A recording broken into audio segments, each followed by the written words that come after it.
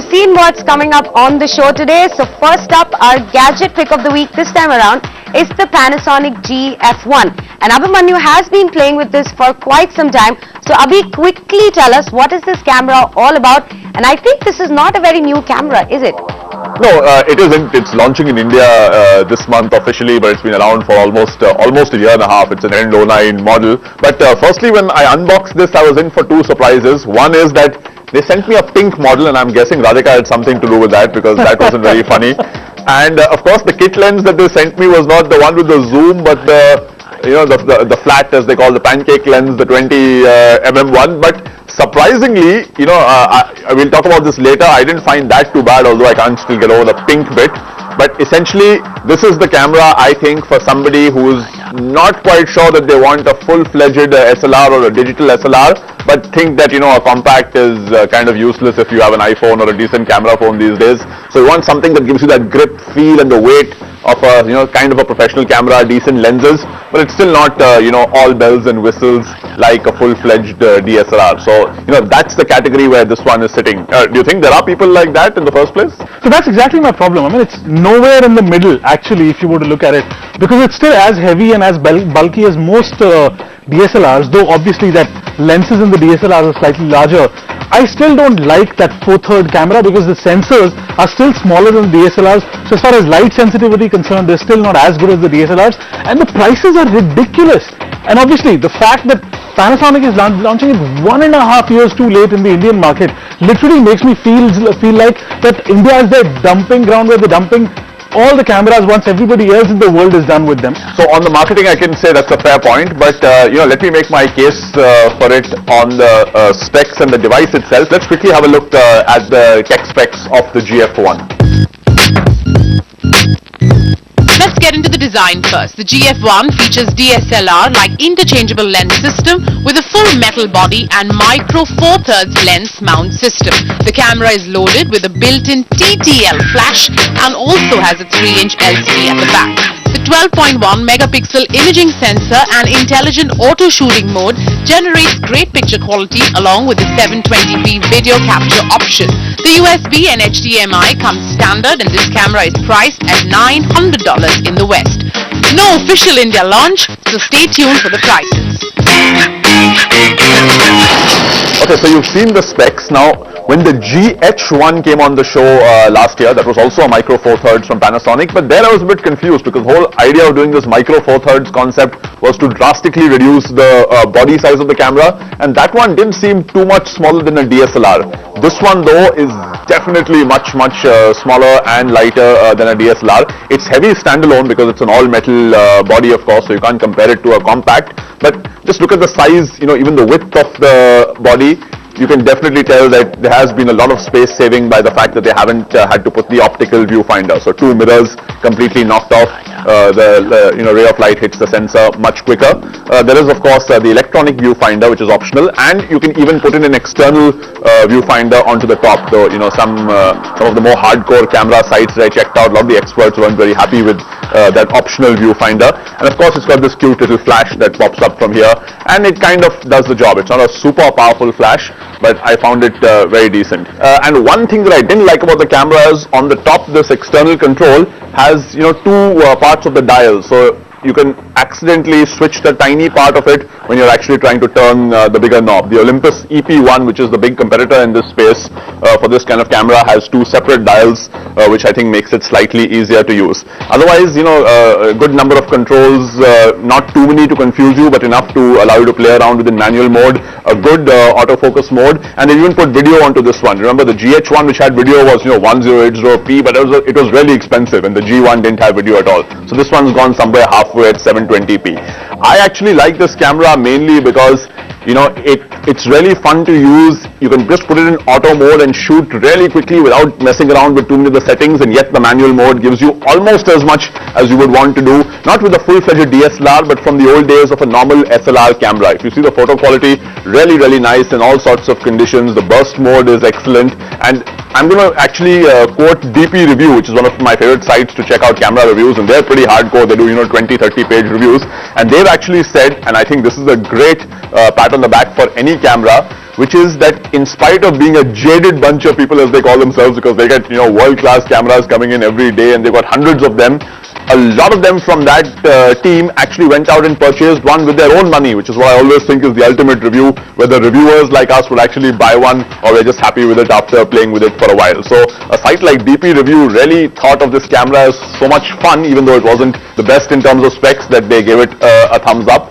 And I kind of agree with them because it was a really fun camera to use. That's the word I'm going to use. It's not great in terms of specs, but I think it hits that sweet spot just above a regular digicam, which I've been saying is useless once you have your mobile phone cameras. Varun, I'm sure you disagree, but isn't fun enough of a criterion? Certainly not enough for me, because at the end of the day you need better image quality, and this is certainly nowhere close to a DSLR. And as far as price is concerned, for just a little bit more, you can buy the last Canon 500D, which is actually a better camera in every single respect than this one. Or for that matter, you can just go for a super zoom, which is nowadays about 19,000 to 20,000 rupees, significantly cheaper, and will still give you almost all the controls. Okay, I'm going to say that I like the fact that Abhi gave a very in-depth review, and the first thing that he said, it was a fun camera to use. So my question to Abhi first is, I'm a digicam user and I love my mobile phone. Is this a worth enough camera to buy over my digicam right now, or should I be looking for an SLR instead? Yeah, I would say you would just drop your digicam completely, because the mobile phone will do the job. Even this has some of those new gimmicky digicam features like face recognition and all, which nobody ever uses. But my point is that I think if you move straight away to an SLR, it can just overwhelm you a bit. Just the sheer number of controls. With many DSLRs, as a new user, if you unbox it, you just struggle a lot to even take that first photograph and get all the settings right, and the auto modes aren't very good. So this is actually a great transition piece, because the auto mode works decently and the manual mode gives you almost everything you would need for the basics of starting to use an SLR, which is you can change the f-stop, you can change the shutter speed, you can change both independently quite easily with one control of a knob. So I would say that you are probably the ideal person who's looking to dump your digicam because your phone is doing the job anyway, but you might be a bit intimidated by an SLR. I don't know if Sagar would agree with that. See, actually I do agree with Abhi a bit. Okay, I like the camera, I like the way it looks, it's nice, compact, but I have so basically I'm sold. I might be interested in buying this gadget, but I have one question, which I have it for Varun and Abhi both. Okay, the best part about a DSLR is the fact that you are welcomed into a family. So you buy a camera for 35-40 grand, and then as the time moves on, you keep on putting lenses, you buy a monopod, you buy a tripod. There's an ecosystem around. And your ecosystem, and well, sometimes it happens that Varun has an extra lens and I walk up to him and actual price of the lens is 15 grand and I say, Varun, can I have it for 4 grand? And he gives it to me and my collection grows. Well, this is a new format, and the most important point is that you want to buy lenses with a camera like this. Does the ecosystem exist? No. At this point in time, nothing. Exactly. So that's a fair the point. lenses in this case are more expensive than the DSLR lenses out there in the market if you're buying them new, and buying them second hand is completely out of question right now. So I think, and the problem is that even within the smaller sub-ecosystem of Micro Four Thirds, which is Panasonic, Olympus and some Sony Alphas, the problem is that a Panasonic like this one will not automatically autofocus lenses which are from the other one, although it will fit them. Yeah, so, true. So it's a halfway functionality. So that's the only part which I'm not liking about it. Otherwise, the other thing is great, but So I'm guessing what everyone is saying, good camera but not great. Abhi, but at the price that it is it a good camera to buy right now? See, the India price has still not been announced, because I think they'll announce it at the end of the month when their formal launch happens. We got a gadget technically before the formal launch. Of course, it's been around, as Varun said, forever. So I'm guessing that by the way they've priced previous ones, it'll be about a 20% taxes and the rest on the dollar price. So it could go as high as, if they go above 50,000 rupees, it would be a complete no. If they can keep it close to the dollar price at somewhere between 40 and 45k, I would say maybe, if you don't have the enthu to go all the way to the US and pick up one. I would still say that, I would be interested in buying this camera if the price is competitive in the 40,000 rupee range. So over there, once we know the price, I would give it a yes. Okay, what about you guys? Yeses or nos? See, well, camera looks good, so to show off in a party, I would buy this, but right now, not enough lenses, so it's a no. Varun? No, it's a no for me, because it's just too expensive, too late, and the next version has already been launched in the US, which has still not come to India, so there's really no point. I would just avoid this completely. I'm going to say a yes, purely because if I want to switch from a digicam, this seems like a good option to switch to. I think it's a fun camera. It's got good amount of image quality as far as we know right now.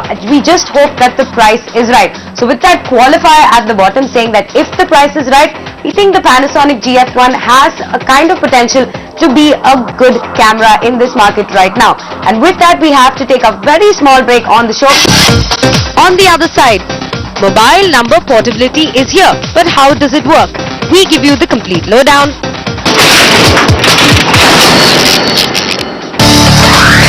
Now, over the past few months, I've circumnavigated the globe, eating at the finest restaurants, cooking with the greatest chefs, and tasting some of the greatest wines. I've come here to Le Cirque in New York, one of the most famous restaurants in the world, to not only learn how to create a dish. Hello and welcome to Inside Luxury Travel with me, Baron Sharma. Microsec, faith that never misleads. Be there for the greatest sing-along concert ever. Micromax presents Bryan Adams Live in Concert India Tour. Tickets available at Yazunga.com, Landmark Stores and Planet M. An event by NetSurf Entertainment. What does it really mean to be global? Delivering world-class quality and performance. But more than that, it means creating new benchmarks globally. Just like Binani Cement, India's trusted global cement brand. Binani Cement, for generations to come.